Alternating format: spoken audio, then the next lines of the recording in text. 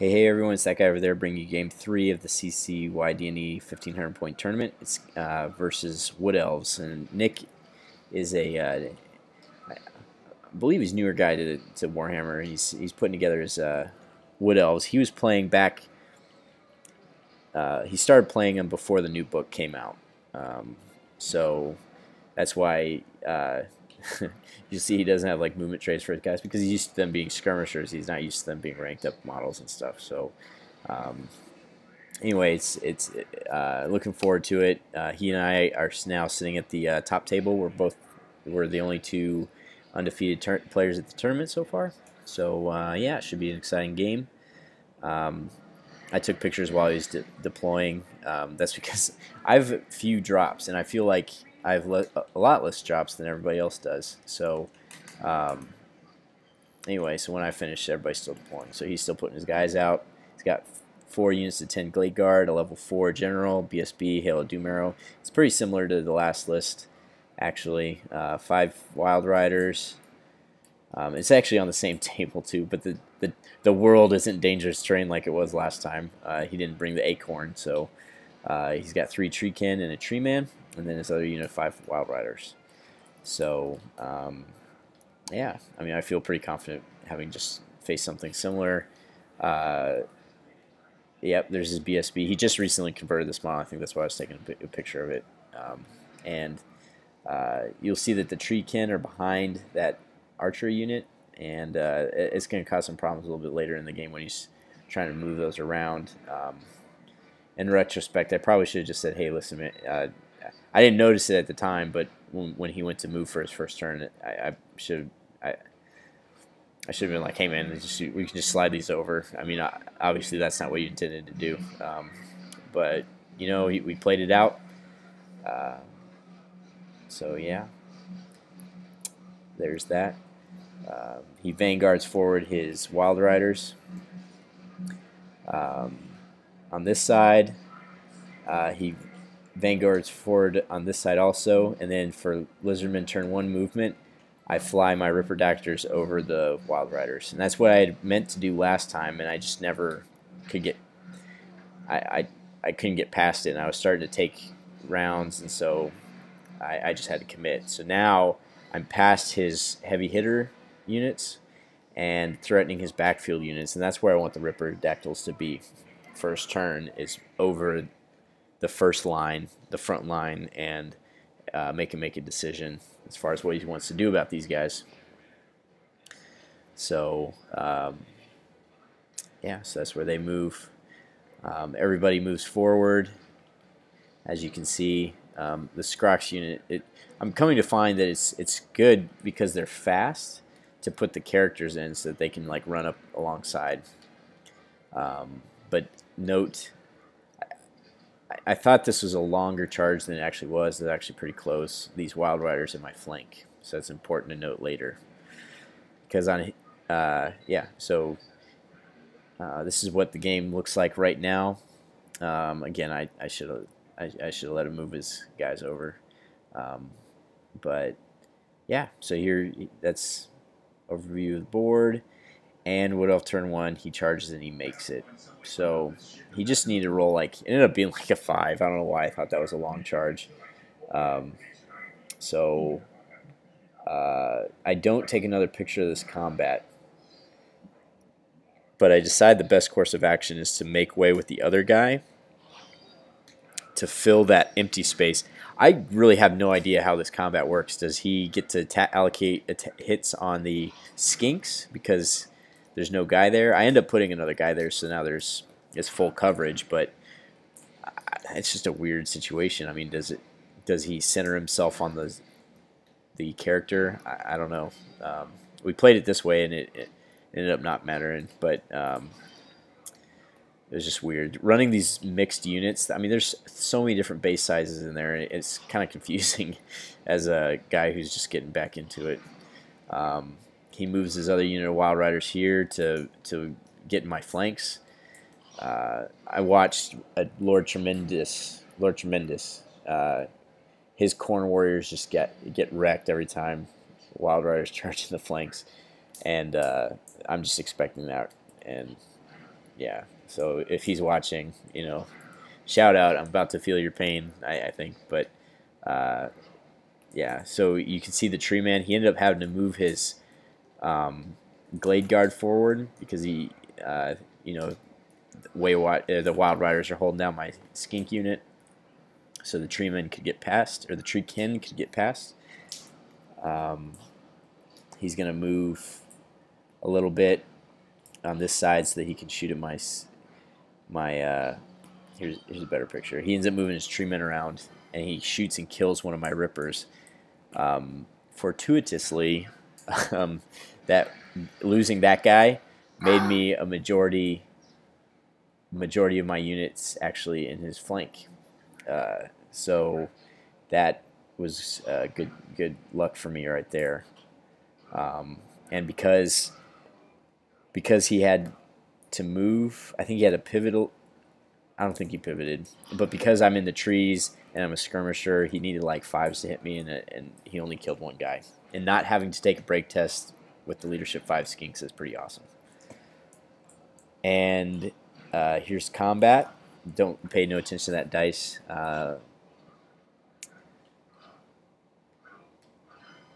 Yeah, so I'm not sure why I took this picture. He shoots a little bit more, puts another wound on. Between the tree man, I think the tree man killed one, and then they put a wound on with the glade guard unit. But yeah, I only lost one guy, so that's pretty good for me. My wife's playing Mortal Kombat. I think somebody just beat her, but yeah, that's what we do after work. We hang out and play games. So anyway, here's my Stegodon. It took 2 wounds from the armor piercing. The armor piercing arrows, if they wound you, they're gonna make it past your armor, unless you've got a 1+ rerollable, you know, what everybody has. But my 3+ guy, he was definitely feeling the pain. So yeah, I apologize about the picture being sideways. But here's what it looks like after combat. Wow. Okay, so the one Saurus character on the other side, he makes way. They kind of make a little choo-choo train of cowboys. And between the 1+ armor saves and the 1+ rerollable, he gets 1 wound through. And this is where the 6+ ward save really paid off, because he did 2 wounds to that guy, but I rolled 1/6 for my ward save, and so he lived. And they completely kill off that unit there. So that's huge, because now I can reform, and it's going to be my turn, and I'm going to be able to charge who I want. And wow, you know, I mean, the cold ones have. I don't want to. They didn't fail me in the last game, but they won. They won easy combats. The first game, I felt like they failed me, and this time, wow, they stood up to that charge, which was lucky more than anything else. I should have lost that guy on the right, but anyway, here's what it looks like after movement. Again, I'm looking good up there with the Ripperdactyls. They're exactly where they want to be. The Blot Toad unit is the one with the characters in it, so I'm hoping to charge overrun into the next unit, and then if they can't get out of the way, then on the next turn overrun into the characters unit and start using my Blot Toads. So anyway, here's my first charge. They don't do any wounds to me because, again, skirmishers, the trees, and then -1 for shooting, standing and shooting. There's nothing. So yep, so they're in the flank. And here's the charges moving forward. I mean, he didn't have to move forward much, but that ended up being disastrous for him because I was able to charge in with everybody. My great weapon character goes into the Glade Guard unit. The Piranha Blade one goes into the Treekin unit. And my Sharpened Horns Stegodon makes it into the Treekin unit. So I'm looking forward to that because I can finally use my Sharpened Horns. And I picked up a wound somewhere. These 40 Glade Guard with their arm-piercing arrows are absolutely killing this guy. If they had those Hagbane arrows, I can only imagine he'd be toast by now. But then he'd have fewer shots because the arrows are expensive. Here's how I move around. I move that. I'm trying to stay. I realize that these Wild Riders can charge farther than I think, and so I rotate so that my skinks can see the tree man. These riders are in the front arc, but if they charge, if they like fail a test or something, they'll have to run through that little building, take dangerous terrain checks, standing and shooting. Hopefully I can pick off a couple, and then the other skirmishers are farther back. So if he charges them, I can just hold or stand and shoot, and he'll have to overrun, and it'll buy me a little bit more time. So that's how that works. I'm going to just shoot at that tree man, I believe. Yep. Here's this. And so in this game, I only get Awakening of the Wood and Regrowth. He scrolls one of my first spells. Like I try to pick off one of his Wild Riders, and I cast my Soul Quench, and he dispels it like right away. So with this Dispel Scroll, and the Will, he reminds us that everybody gets 2 Dispel Scrolls because you automatically got a Dispel Scroll in the rules package. Just that he's like, I just read that, I forgot completely. If you haven't been playing that way, you can have an extra one. So he ends up having an extra Dispel Scroll. I don't have a Dispel Scroll, but I ended up using one during this game anyway, so it ended up being, fair. But I didn't get a lot of spells off this time. But anyway, I got the good ones. Awakening of the Wood and Regrowth are probably the 2 I'd want. So you can see I'm starting to cast some spells. I think I cast Apotheosis here, and so I'm starting to get the spells back. Soul Quench, or no, I think I cast Arcane Unforging to do a wound to the Tree Man. And we'll go to combat. So yeah, the Great Weapon guy, he does a lot of wounds. The Primal Fury or Predatory Fighter gets off and actually gets me an extra attack. He actually performs how I thought they were going to perform, and he kills probably 6 or 7 of them and chases the rest down. So now he's there. And in the combat against the Treekin, I kill them all in close combat. So I reform, and I have to overrun with the Predatory Fighter guys unless I have skink characters around. So the Saurus have to keep going, but the Stegodon is looking at charging that tree man, because I'd like to have another shot at fighting those guys. Yep. So here's how you see it. There's 1 wound on the Piranha Blade guy still. There's 2 wounds on the Stegodon. So yikes.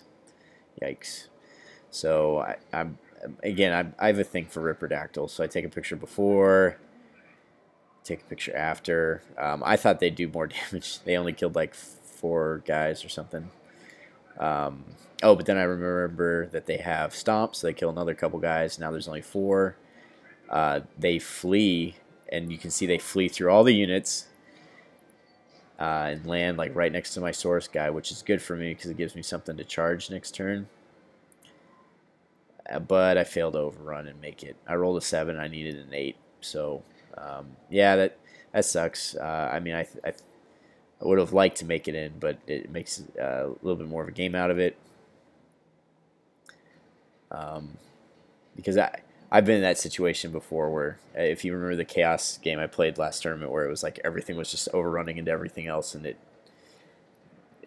feels like you can't do anything to save yourself. So anyway, here's the end of Lizardmen turn 2 in the board position. So bad luck. He rolls boxcars for his leadership test to do his flame attack, and so he has to charge. And in the stand and shoot, I pick one off, and then in the dangerous terrain checks, he loses another one. So now he's down to 3 there. Yeah, it looks like 3, which is a lot better than the full complement. That unit over there rallies. The tree man moves here.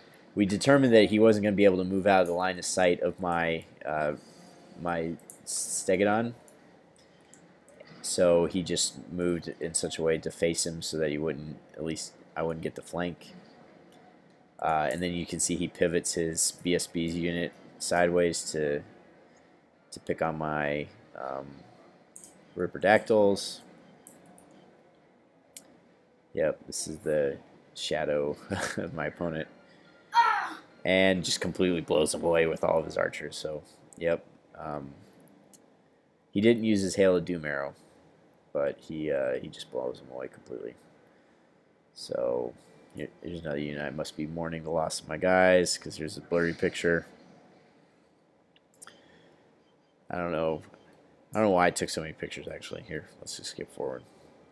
Okay, so he only shot one unit at them, strangely. So he goes ahead and fires his Hail of Doom arrow at my Slan, because he picks him off with a spell. He casts a spell, one of the dark magic spells. Okay, so this is actually important. So that's why I was taking so many pictures. He casts a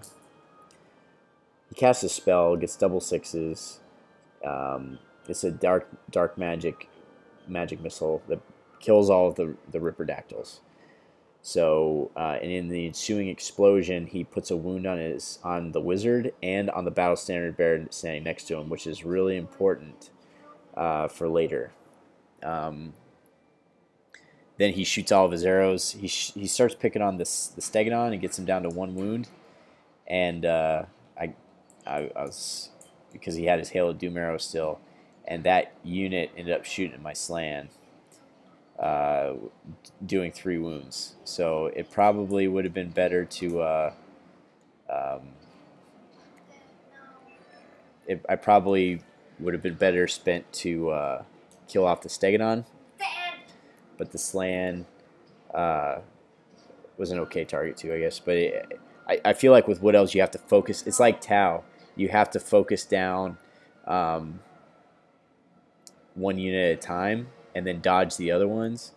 So I think in both these last games, I would have had more dead things if it would have been more focused fire and then dodged my remaining units, as opposed to kind of putting a wound on everything. And then with life, because I can switch into life, I just heal it back up. Yep, so he kills 2 Croxagores and a lot. Well, I think mostly just he puts all his attacks on the Croxagores. He kills 2 of them, and then I kill the kill those guys. Those I think the Skinks kill 1, and then the Croxagore kills 2. So I kill those Wild Riders. So now he's out of Wild Rider units. He's just got the Glade Guard and the Treeman. And it's at the end of his turn again. So now I'm looking at going into my turn facing somebody. So I go ahead and charge that tree man. We just moved that building out of the way for ease. The Cold One character charges that unit up top. The Stegodon charges this unit of Glade Guard here. I join up with this unit of Skirmishers. Yep, so he joins the Skirmishers here. And you can see the Cold One, he's just moving up to the flanks. That way these archers really have nowhere to go. Yep, just another picture. These guys charge and wipe them out and charge them off the table. And yep, so there's that. So this in this combat, I take 1 wound. I'm at 4. I fail my armor save and make that 6+ ward save. So that's why I took this picture here. And I charge and I make it into the, I'm sorry, this is the overrun. I make it into the next unit, which is a big deal to me anyway. I have 3 wounds on that tree man right now. My Croxagore dies before it can do anything. So you can see what the combat results looks like. Like, look at the thunder stomps and everything. It's terrible. So, all right, this is going to say Lizardmen turn 3, but I think we're in Wood Elf turn 3 already. We fight this combat. I take another wound, and I manage to pass that 6+ ward save again. So my opponent's like, no, the 6+ ward, the 6+ ward, and I did, you know, making 2 6+ ward saves. I mean, I failed a 3+ armor save both times, but yeah, he just does so many wounds that he, you know, I think between the impact hits and I think he actually kills them all and turns around, because with that final thunder stomp, I do enough wounds, because I do 1 wound to each guy, and because the caster, he took a wound from that explosion, the BSB took a wound from the explosion, the caster had rolled 3 power dice for Power of Darkness, and that gives you a wound. So they each had 1 wound left, and because I did so many thunder stomps, it wiped out that first rank and did 1 wound to each guy, and yeah, they died. So I just turned around to face, which I don't know. I think I actually did that wrong. Now that I'm thinking of it, I think you have to overrun. I don't know. I'll have to look. But if I did, then I apologize, because I just turned around. I mean, I would have just imagined that this is 1 turn later if I did have to stick around like that. Anyway, this is the end of Wood Elf turn 3, because we fought that combat in his turn. And again, I'm just, every turn I've had a combat face the way I wanted to, and then charge on my turn. And it seems like every turn that's the way it's turning out, is that we win the combats on his turn, and then I'm free to move where I would please. I think mistakenly in this instance, I think that I did mess those rules up. So I apologize to my opponent. But anyway, on Lizardman turn 4, I charge in with my Stegodon. The rest of the guys move around on the table. I don't think you have to overrun. I think I took a leadership test and I was within 12, so I passed. Maybe I didn't make a mistake. I need to look it up. But I charge in there. You can see the before picture. This is me putting the last few buffs on my units. And the after picture, yep. D3 wounds. I think I get 2 impact hits through, and I do enough wounds to kill it. So, yeah, that's where the game ends. So, end of game, 1675 for the tabling. So that's plus the 100 points for the commander, 50 points for the battle standard bearer, and then there was 1 other banner that I chased down. And then he got the unit of rippers, so it was 160 points to him. So in total, that gave me 4,400 or 4,048 points, and I was not the highest scorer. Will was actually the highest scorer, which is funny because, you know, he got the most points, but I ended up winning out at the end. Those are the 2 spells I got. Switching to life, again, it saved my Cowboys and Engine of the Gods. And I think if you take the Engine of the Gods and any kind of monsters, I think you have to take life. I think you have to, if you're going to do high, you have to go from high to life if you have those.